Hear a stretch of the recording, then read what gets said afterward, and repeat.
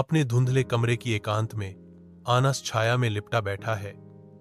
एक अकेला दीपक एक गंभीर चमक बिखेर रहा है। आनस के कांपते हाथों में एक पुरानी तस्वीर धीरे से चमकती है। सायरा के साथ एक खुशहाल समय की एक दुखद गूंज। जैसे ही धीमी पियानो की धुन हवा में भर जाती है, आनस की आंखें अनकहे आंसुओं से चमक उठती हैं।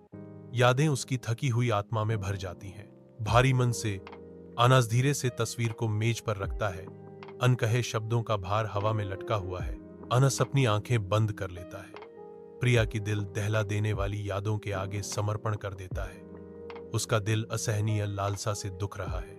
एक फुसफुसाहट उसके होठों से निकलती है, दुख से भरी।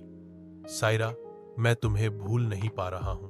बच्चों की हंसी और खेल के बीच आनस अकेले बैठा है, जो दुख से घिरा हुआ है। कोमल वायलिन संगीत आनस के अकेलेपन को रेखांकित करता है, जो उसकी मौन पीड़ा के लिए एक मार्मिक धुन है।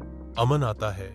उसका स्पर्श आनस के दुख की दुनिया में एक कोमल हस्तक्षेप है। अमन की आवाज सन्नाटे को तोड़ती है। कब तक ऐसे रहेगा आनस? जिंदगी आगे बढ़ गई है, राहुल जवाब देता है। उसकी आवाज दर्द से भरी हुई है। मैं क्या करूं? अमन, मैं उसे भूल नहीं पा रहा हूं। अमन दिलासा देता है और आगे का रास्ता दिखाता है। अपने आप को व्यस्त रखो, काम करो, जिम जाओ, नए कौशल सीखो। अपने कमरे में आनस का चेहरा आशा की एक झलक दिखाता है, क्योंकि वह अपनी डायरी में लिखता है। पियानो संगीत आशावाद से भर जाता है। वॉइस ओवर आनस, आज मैंने जिम जाना शुरू किया, थोड़ा अच्छा लगा। शायद अमन सही कह रहा था, मुझे आगे बढ़ना होगा। आनस के रुकने पर संगीत चरम पर पहुंचता है। उसकी आंखों में उम्मीद खिलती है। दृढ़ संकल्प के साथ आनस कहते हैं, मैं अपनी जिंदगी फिर से जीना शुरू कर रहा हूं। वह अपनी डायरी बंद करता है।